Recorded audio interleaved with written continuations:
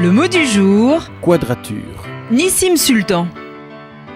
3000 ans pour venir à bout d'un des plus antiques problèmes de la géométrie. Comment construire, à la règle au compas, à partir d'un disque donné, un carré de même surface. Venir à bout, c'est-à-dire, à la fin du XIXe siècle, parvenir à démontrer qu'il est impossible de réaliser la quadrature du cercle. On devra se contenter de savantes constructions rapprochées.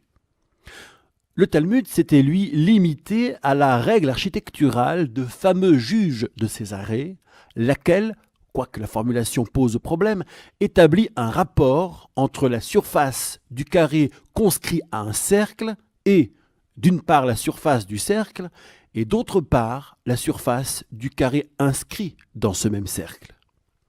Mais la solution in fine négative au problème de la quadrature du cercle n'est pas sans signification mystique.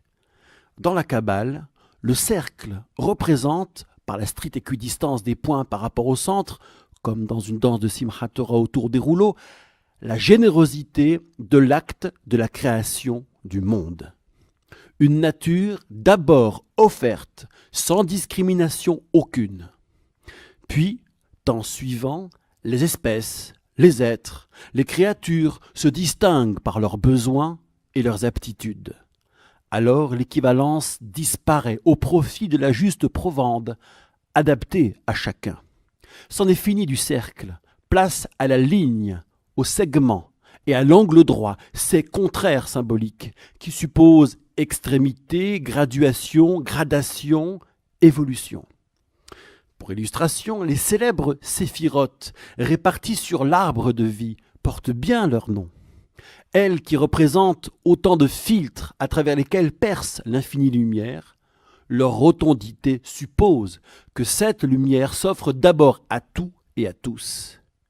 Mais beaucoup ignorent qu'il existe une variante de ces séphirotes rondes, les séphirotes linéaires et droites, qui témoignent des perceptions finalement différenciées et spécifiques de cette même lumière.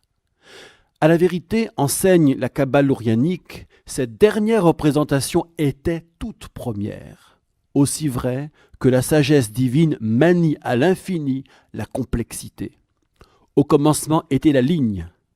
La rotondité n'aura été que le deuxième temps, celui d'une générosité essentielle et nécessaire, elle-même appelée à épouser la vérité des êtres et des choses en éveil.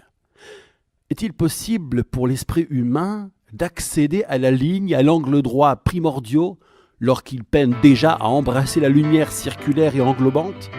Sans doute aussi difficile que de tracer à main nue la quadrature du cercle donné.